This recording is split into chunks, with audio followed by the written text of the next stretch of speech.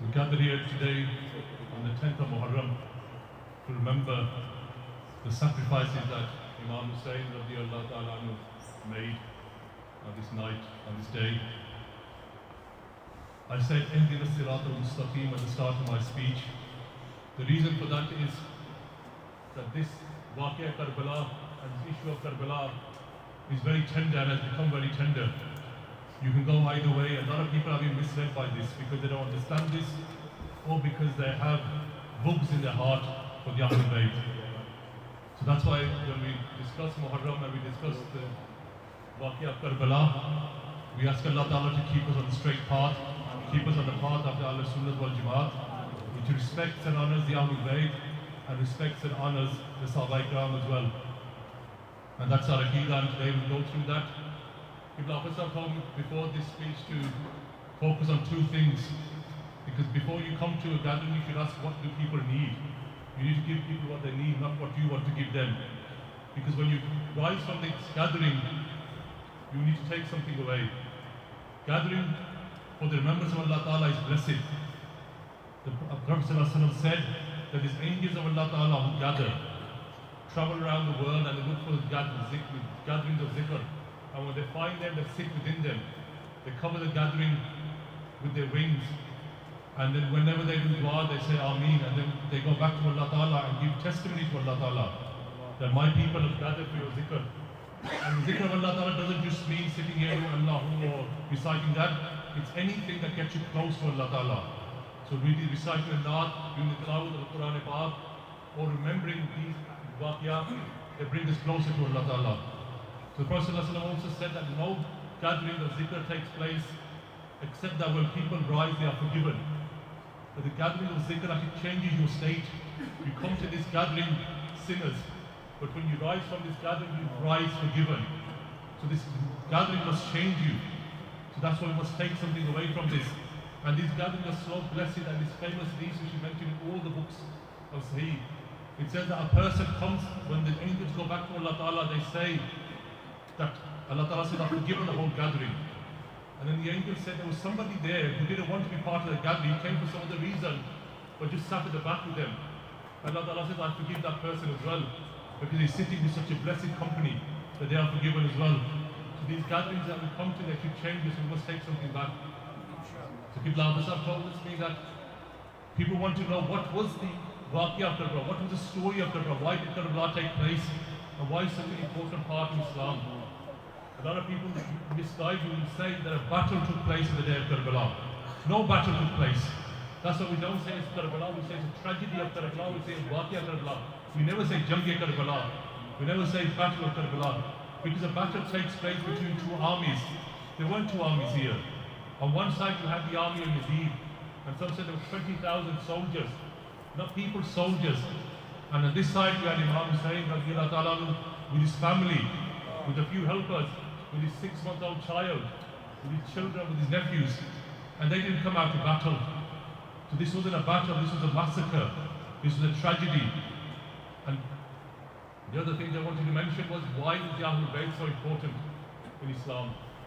So why is the Ahlul Bayt so important in Islam? You can see how important the Ahlul Bayt is from one fact, is that the ulama Ikram have said that Allah Ta'ala kept the names of Hassan and Husayn in Parda, in veil. Ulama फरमाते हैं कि हसन और हुसैन के नाम अल्लाह ताला ने पर्दे में रखे, और जब तक नबी पाक सल्लल्लाहु अलैहि वसल्लम के वास्ते हैं तब ये ज़ाहिर हुए. And nobody had these names before. And the Prophet सल्लल्लाहु अलैहि वसल्लम said the names of Hassan and Husayn are the names of Jannat. They are the names of the people of Jannat. And nobody had these names before them. So Allah Ta'ala kept these beautiful names, and then what do they mean? Hassan, as you know, the word Hassan means beautiful. And Husayn, as people from grammar, if you know Arabic grammar, is on the wazn of Huwail, which means small Hassan. So like your masjid, if you say Musajid, it means a small masjid. So Hassan means beautiful, Husayn means small Hassan. So both have the same name, and both of them are very important. And it's so important that the Prophet ﷺ wants to do the dua. He said, Allah Ta'ala, I love these two. So you love them as well. And then the Prophet ﷺ said that love to Allah Ta'ala, love the one who also loves them. So the Prophet ﷺ supplicated for the people who love Imam Husayn and Imam Husayn. So all of us love Imam Husayn and Imam Husayn. We should say that with our tongues and our words and our actions, because then Allah Ta'ala will love us as well. So this is how important they were. That Allah Ta'ala protected these names and safeguarded these names for these two people. And then after that it went on. And the Prophet was famous for these, that Hassan and Husayn are the leaders of the youth of Jannah. So that's why the youth must have a special connection with Imam Husayn and Imam Husayn. So they are going to be the new examples for us and our leaders in Jannah, inshallah, when we go there. The Prophet also said, they are my two beautiful fragrances on this earth. And the ulama said in the famous hadith in Tirmidhi Sharif, Sahaba Ikram said that both of them resemble the Prophet. They said Imam Husayn radiallahu ta'ala would look like the Prophet from his head to his chest. So he looked like the Prophet. And Imam Husayn radiallahu ta'ala looked like the Prophet from his chest to his feet. So both of them resemble the Prophet. And then when you realize that they were martyred and killed, not by disbelievers, but they were both martyred and killed by people who call themselves Muslims. And you can see what kind of Islam, how corrupt a person's Islam can become. That you can murder and kill people who look like the Prophet and were the blood of the Prophet. This shows how decrepit and how corrupt your Iman can become. And this is one of the key lessons that you take away from today, is how to safeguard our Iman. Because the people, the 20,000 army that stood against Imam Husayn and his family and murdered his 6-month-old child, and murdered his children and murdered his nephews, they weren't ordinary people, they were Muslims. People who claim themselves to be Muslims. That's what's important, as I said at the start, in the Sirat al-Mustaqim. May Allah Ta'ala keep us on the straight path, because it's very easy to err from this. One of the reasons, there's a famous hadith that a lot of other people quote, which is the Prophet said that I leave behind you two things. I leave behind the Quran and I leave behind my Sunnah. But the more authentic and more recurrent hadith is what the Prophet said that I leave behind the Quran and I leave behind my Ahlul Bayt. And whoever keep hold of both of those, you will find Saviour. And it's famous hadith the Prophet said that my Ahlul Bayt is like Ark of Nuh al-Islam, the ship of Nuh al-Islam. Just as the people who boarded the Ark were saved, those people who follow the Ahlul Bayt and love the Ahlul Bayt, they too will be saved when troubles come and trouble time comes. So the question is, why are the Ahlul Bayt so important? This is because the Prophet said you have the Quran and you have the Ahlul Bayt. The Quran tells you the rules of how you're supposed to live your life, but how do you practically implement that? So anybody, could one of us read a book of medicine, or read a book of accountancy, or read a book of mechanics or engineering, or become an engineer?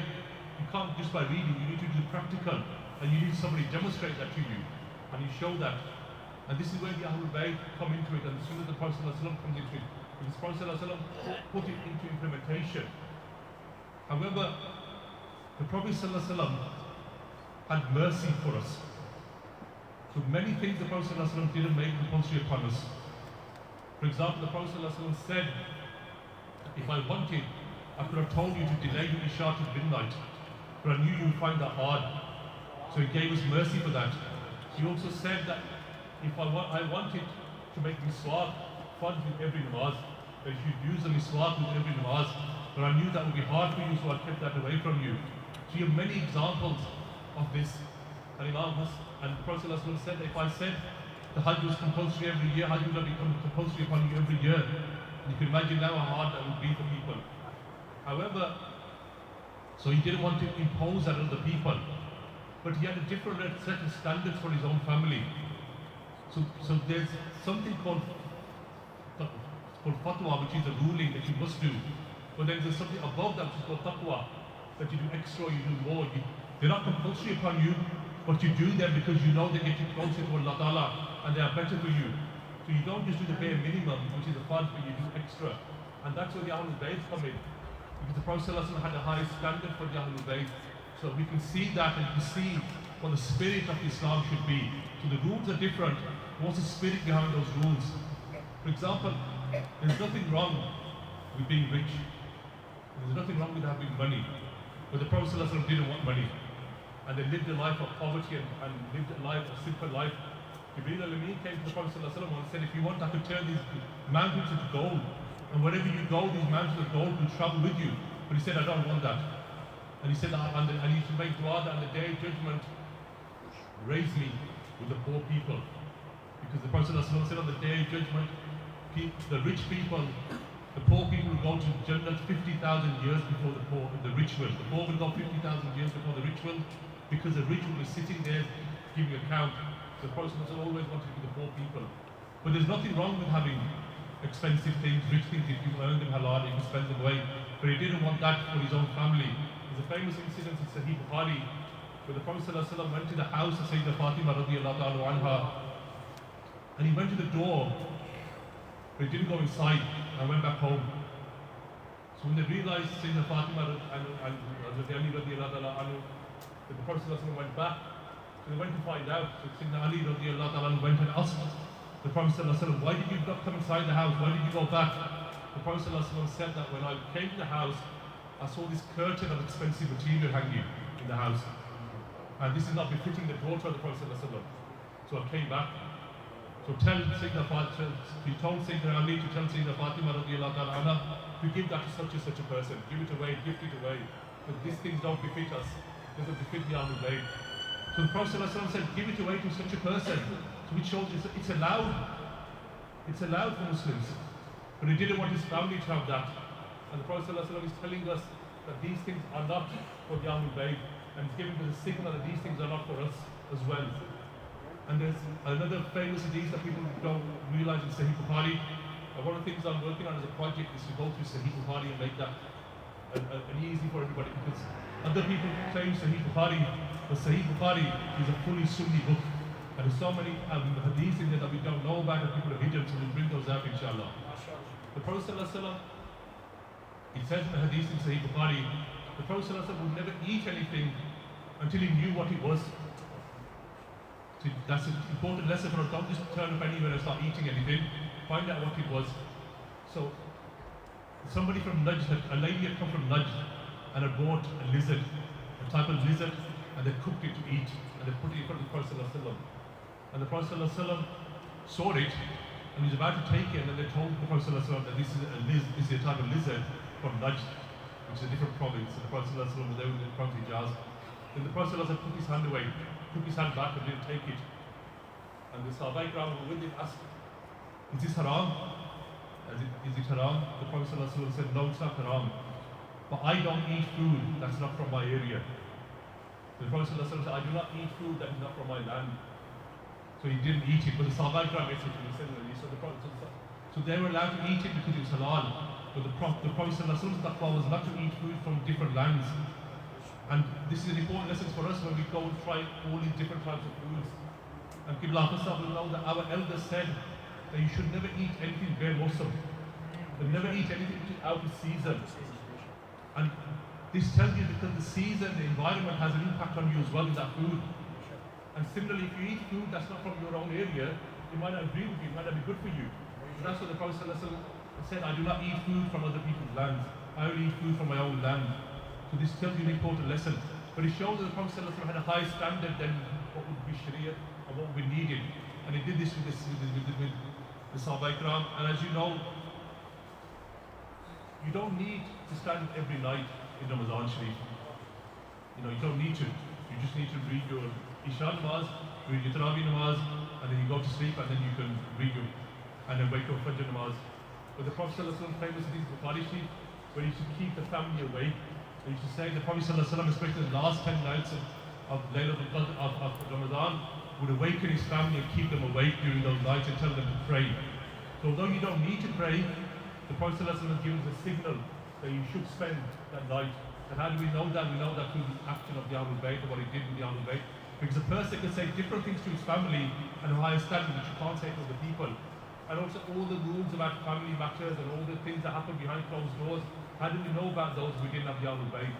So that's why the Ahlul Bayt is very important in Islam. There's many matters that we learn from those, and that's what tells us how important these issues are. So as I said earlier, what happened at Karbala? It's very important. So we know why the Ahlul Bayt were important at a high standard, and that's why the Ahlul Bayt were at Karbala. And that's why the Ahlul Bayt were at Karbala, because they had the teachings and they had the tarbiyah of the Prophet ﷺ, and they were able to make that sacrifice. you realize that other people who claim to be Muslims, who made really big speeches and claimed to be Muslims, when the time came, they left Imam Husayn and actually joined other people. And this shows why the Ahlul Bayt was important and the upbringing was important. This also teaches us to have that upbringing of our children.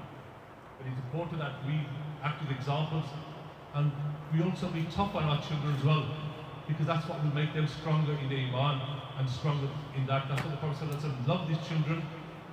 The other thing was the Arabs didn't love their children that much, and they wouldn't kiss their children.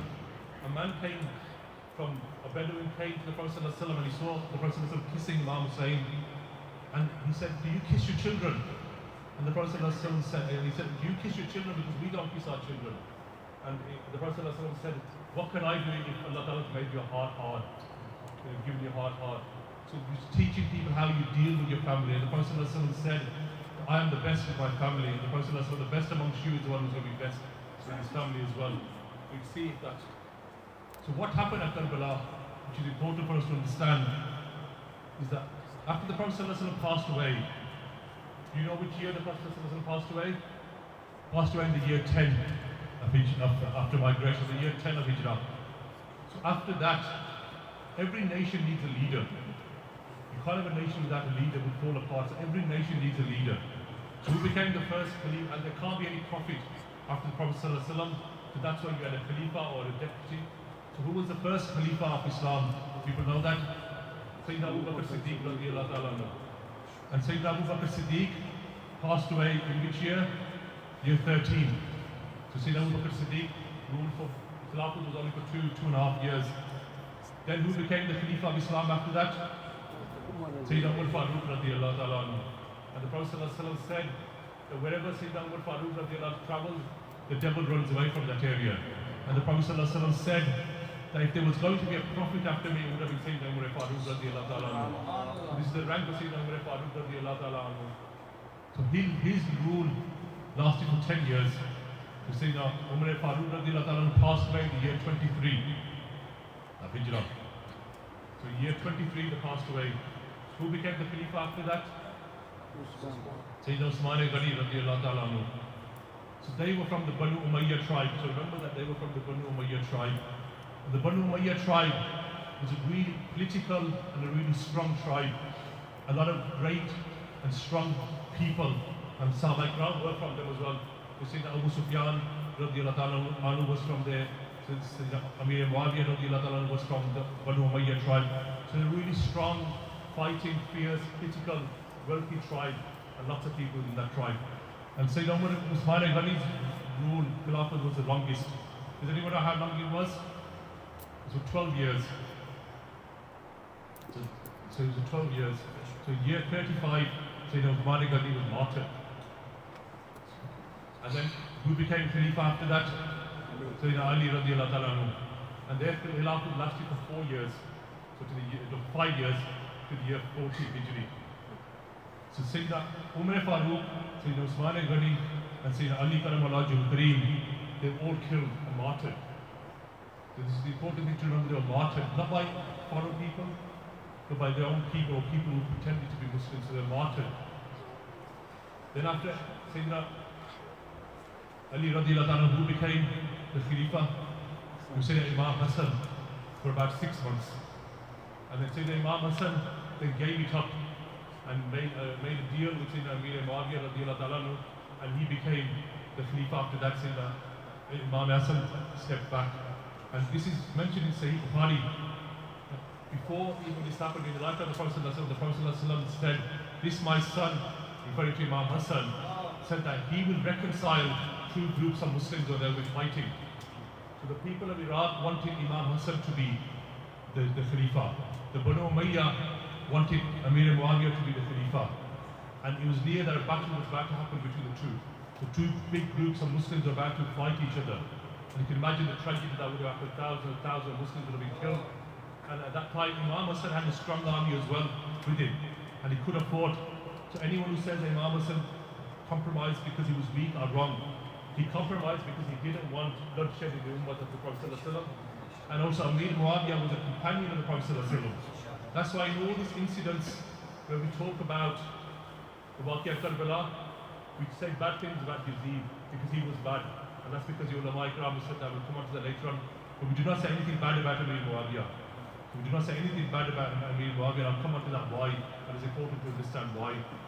So Imam Husayn then gave up the Khilafat to Amir Muawiyah. And then Amir Muawiyah died, later on, 20 years later in the year 60.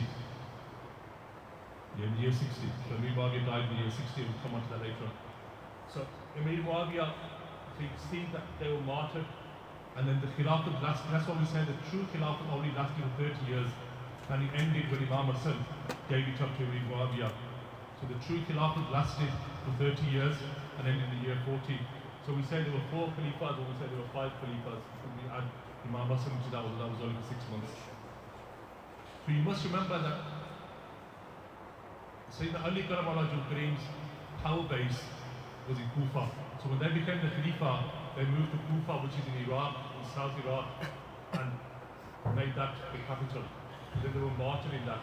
And Sayyidina Imam Husayn was also nearly martyred there as well, he was attacked as well. And that's to say that Imam Husayn, after giving up the Khilafat, came to Medina Sharif, and Imam Husayn came to Medina Sharif, and they moved back to Medina Sharif. So they lived there. So the power base of Imam Husayn and Imam Husayn and Sayyidina Ali was in Kufa, in Iraq. Amir Muawiyah's capital was in Damascus, in Syria. And then they appointed their governors all over the place and all over the Islamic world.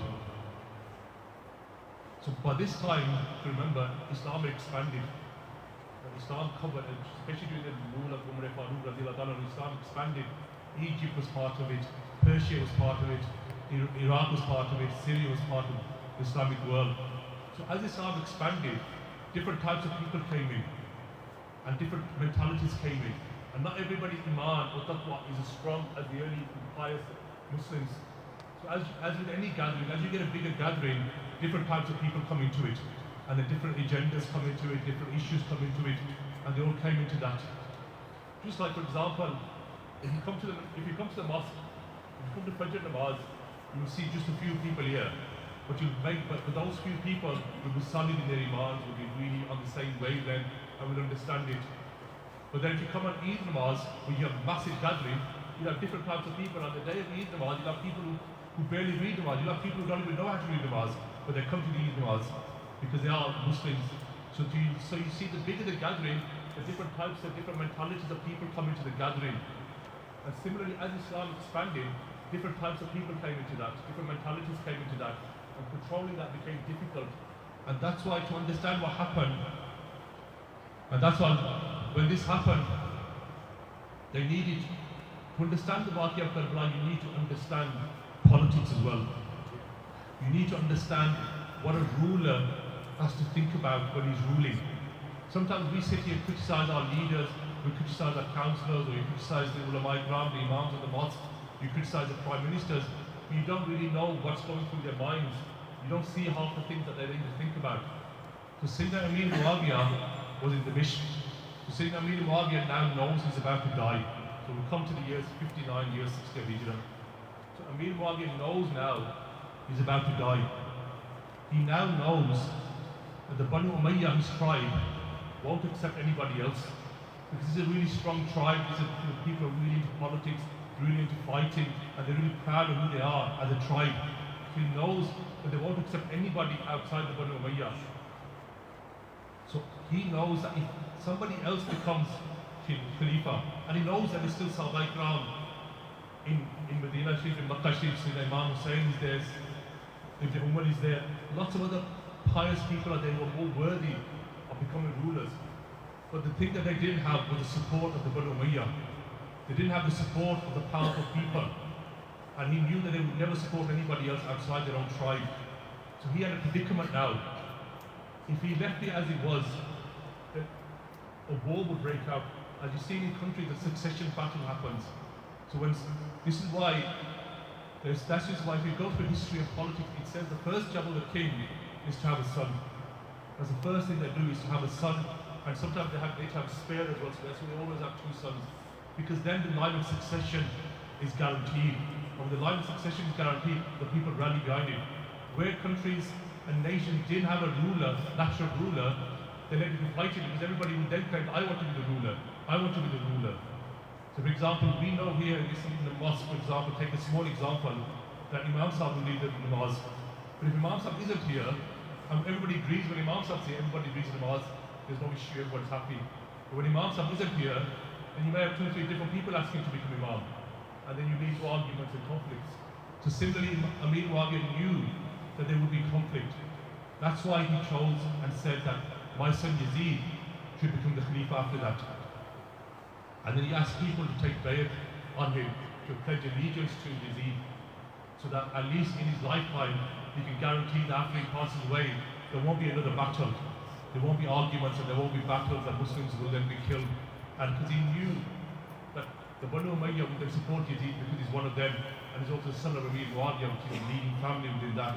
So he knew that they would come behind him. But he also knew that Yazid's character is bad, and people won't accept him. So which is why he then came to Medina Sharif and to Makkah Sharif to asking the Sahaba Ikram, asking Imam Husayn, asking all the other dignitaries, Sayyidina Abdullah ibn Umar, Sayyidina Abdullah ibn Zubair, to accept him and pledge allegiance to Yazid. Because he knew if they pledged allegiance to Yazid, everybody else would then follow. Because if such dignitaries like that are pledging allegiance to Yazid, then everybody else will pledge allegiance to Yazid. So he knew he was bad, but he believed for the good of the Muslims, even a bad ruler would keep them unified. So he might be bad, but at least the Muslims won't fight each other and there won't be a succession battle within the Muslims. At least he would spare the Muslim empire and the Muslim world won't fragment or have many killings. So that was his thinking. That he thought that this was the lesser of the 2 evils. So he wanted Sayyidina Imam Husayn to accept it. Now the problem that Imam Husayn had was that if he then accepted Yazid as a ruler, then that would have set a precedent. Because it doesn't matter if ordinary people accept something, because who cares about ordinary people? But for example, if you do something, you're not an example, but if Qibla Hafiz Sahib does something, then that example, people quote them saying, Hafiz Sahib does this, so it should be okay for us. So this is where Imam Husayn didn't want to accept Yazid, because he accepted a person who people say he used to gamble, he used to drink alcohol, he missed his prayers, he just was into all this, decadent lifestyle, luxury. He wasn't somebody who was upon the deen. Does not say he wasn't a good politician, but he wasn't on the taqwa, he wasn't on the deen, he wasn't following proper stuff. And the issue that Imam Husayn had, that if he accepted him, then that would have become a ruling for all Muslims after that. It doesn't matter how bad your ruler is, you have to accept him. And for us, we can't have somebody who's bad. For example, when we talk about who's the Imam of our mosques, we have a certain character for them. And you want them to be the highest character. Similarly, we want our leaders to be of highest character. We want our leaders to be better than us, because they will be able to lead us. They need to have greater vision than us. We want them to be more knowledgeable than us. We want them to be more pious than us, because they will have to make key decisions for us. And so Imam Husayn didn't want that. So he didn't want to accept him. But there was pressure on them. So they kept saying, no, we're not going to accept him. So then Amir Muawiyah passed away in the year 60. And then Yazid then became the Khalifa, or called himself the Khalifa, we would say became the king and the ruler of the Muslims. Now he knew that people accepted him, but he knew that until Imam Husayn accepts him, there will still be a doubt around his veracity. And that's why you need a dignitary to accept you. That's why you saw the coronation of King Charles here a few months back. So within there, you had all the dignitaries. That's why all the rulers from outside the world come as well. Because they're showing you, by being part of his coronation, they show that we accept him as our ruler. We accept him as the king of this country. That's why all the politicians are there, that's why all the lords are there, that's why all the powerful people will be there, because they are saying implicitly by being there that we accept him, and if we accept him, then the whole world and the whole country should accept him. So he wanted Imam Husayn to accept him. Imam Husayn didn't want to accept him. So he put pressure on Imam Husayn. So Imam Husayn then left Medina Sharif with his family and came to Makkah, because he feared that if I stayed in Medina Sharif, the governors now, who are Yazid's people, will kill me or force me. So he left during the night from Makkah. So he came to the city of Makkah, because in Makkah allegedly, and we know that, but we'll comment to that later on, a person should be safe, because that's the haram. When we go to Umrah, when we go to Hajj, we're not even allowed to keep flies there. We're not allowed to do all of these things. We're not allowed to hunt. It's a very sacred place. So they came to Makkah Sharif. Now when they came to Makkah Sharif, the people of Iraq realized that Muawiyah had died, and they didn't like the Banu Umayyah anyway, because they were supporters of Sayyidina Ali and Imam Husayn, and they were prepared to have a fight 20 years ago as part of Imam Husayn against the people of the mission and against the Banu Umayyah. So they started writing letters. So they wrote letters to Imam Husayn, and they said to Imam Husayn that we are not accepting Yazid. We know he's a bad person, he can never be the ruler of the Muslims, so we're not going to accept him, and we want to accept you to come and lead us. And they wrote things like, if we don't come here on the day of judgment, you're going to leave us towards these bad people, and you're going to leave us at the mercy of Yazid, who's a bad person, so you must come to us. And it wasn't just one letter, 1,000 letters. And not from ordinary people, but from the leaders, from the nobility, and saying, come, we are ready to die for you. We are ready to fight for you. So no matter what happens, we will support you. So come here, you have your followers here, you have your supporters here. So 1,000 letters came. Now Imam Husayn didn't want to go. The Imam Husayn had an issue that people are asking him to come now. They're asking him to come. Now he knows that if he goes out there, battle will happen, but they're asking him to come now.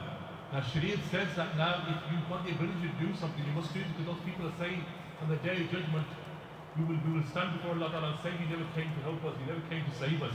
We pledged our allegiance, we pledged our lives to you, but you never came. But Sayyidina Imam Husayn knew that the people of Kufa can't be relied upon, because they left Sayyidina Imam Ali radiallahu ta'ala down and Imam Husayn down as well. So they sent their cousin to Kufa to find out what's happening. So when they went there, and they realized on the first day, when they realized Sayyidina Muslim bin Aqil, their cousin went, and the people of Kufa celebrated when he came. They were so happy that he came, and they all pledged allegiance to him. So Sayyidina Muslim bin Aqil wrote a letter back, and in those days it took time for letters to come back and forth. So he sent a letter back that these people are in true in their word. Whatever they've said to you, they're happy to accept you, to come. So now when this letters come back saying from Sayyidina Muslim bin Aqil that the people of Kufa are ready for you, I want you, and are pledging allegiance to you, that's made it even more harder for Imam Husayn to resist. Because on what grounds can he not go now if the people are ready to accept him? So then they set out. Before they set out, everybody in Medina, in Makkah Sharif, came, and some Sahabat cried before them and said, please don't go. Please don't go, because the people of Kufa can never be trusted. They will let you down. Don't go. But Imam Husayn said, I have to go, because this is destiny. And the other thing to remember, and this is a fact, and it's even mentioned in the books of other people, that Imam Husayn knew he was going to be martyred at Karbala. When they got to Karbala, they said, this is the place. The Prophet ﷺ knew that Imam Husayn was going to be martyred. Sayyidina Imam Ali radiallahu ta'ala knew that Imam Husayn was going to be martyred. There's many famous hadiths. The famous hadith where the Prophet ﷺ said that Jibreel Amin came to me. The hadith is that the Prophet ﷺ had Imam Husayn in his lap. He cuddled him, and he had tears in his eyes, and people asked, why you cried? He said that Jibreel Amin came to me and told me that my ummah will kill my son.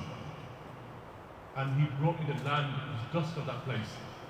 And there's another famous lack of time that Imam Ali radiallahu anhu, they were coming back. When they passed by the river Euphrates, they told the people to stop here. So they stopped here. The people said, why are you told us to stop here? And Sayyidina Imam Ali radiallahu anhu said, this is the place of Imam Husayn's grave. This is the place where Imam Husayn's camels will be tied up. This is the place where Imam Husayn's blood and his companions will be spilled. So he showed them there before that this would happen. So they knew that this would happen. The question here is that we ask ourselves, if they knew this was going to happen, why didn't they stop it? Why didn't they stop it?